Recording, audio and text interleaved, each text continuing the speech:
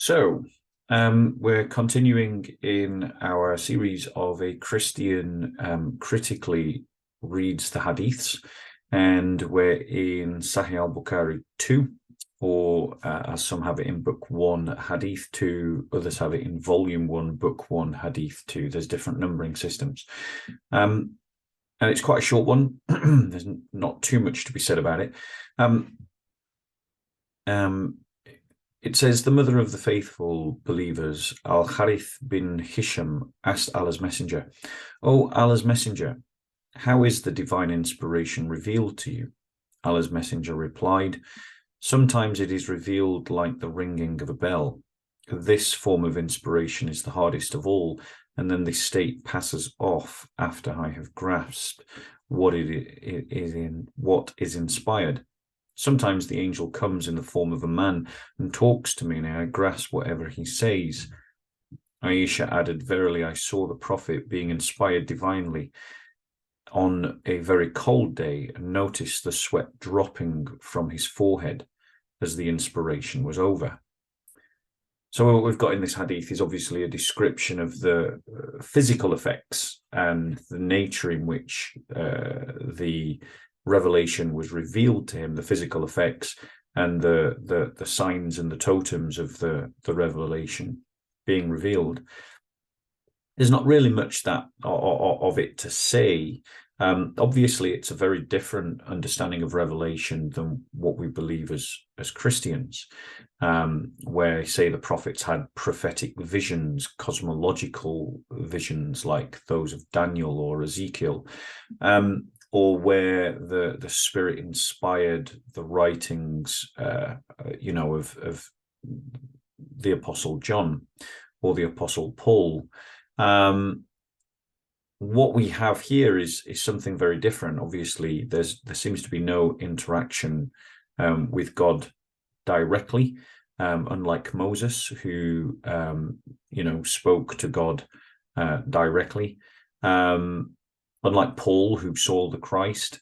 And the nature of the revelation begs a certain question, of course, which is that, it says that the angel sometimes comes in the form of a man. Now, I'm aware of at least one hadith that talks about others seeing the angel Gabriel and Muhammad identifying an old man as the angel Gabriel. But it says sometimes the angel comes in the form of a man. So that begs the question, surely that should have been witnessed more often than not. Of those sometimes that it occurred, surely it would have occurred at times when people saw. I'd be interested to know your thoughts in the comment section on that, because to my knowledge, there's only one account where others saw the angel Gabriel. And yet there's more than obviously one occasion where the angel comes in the form of a man. And so it begs the question, how often was it seen? And if the angel was not seen, why not? Now, in terms of the physical effects, the dropping of sweat from the forehead, or rather the ringing of bells. Now, I'm not sure if I remember this correctly. I might be wrong, but I think I vaguely remember a hadith that talks about the sounds of bells being something to do with Satan, or the sounding of bells something to do with the devil or being evil. Now, perhaps I'm wrong on this, but if you do know of such a hadith, please put it in the comment section. I just find it interesting that this revelation should come like the ringing of a bell, but yet that sound is associated with something evil, if I'm remembering other hadiths correctly. And I'd be interested to see what comes of that comment, and what people discover. So we see, obviously, that Muhammad suffered, and I put that in quote marks, suffering, not in the sense of terrible suffering, but he suffered physical and we could say, psychological effects from receiving the revelation, and that we have a mystery man who comes, but to my knowledge is not very often seen, and to my knowledge is only ever seen once by others, but comes multiple times in the form of a man. So perhaps Muhammad only sees this once. Now, some people try to argue that this hadith is some evidence of perhaps a psychological state or mental state or even epilepsy.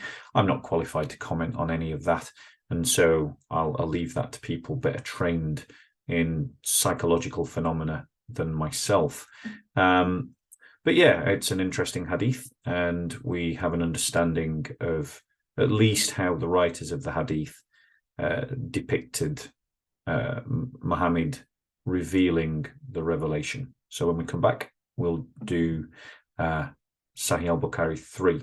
And I crunched some of the numbers and I realized that this literature is absolutely vast. And even if I did one a week for the rest of my life, I wouldn't even be able to get through, 20% of all that there is to do. So I'm going to have to pick up the pace, and so there'll be a lot more of these to try and get through more. And perhaps we'll just limit our goal to getting through Sahih al Bukhari and dipping into some of the other sources as we need to. Okay, thank you for listening, and come back next week.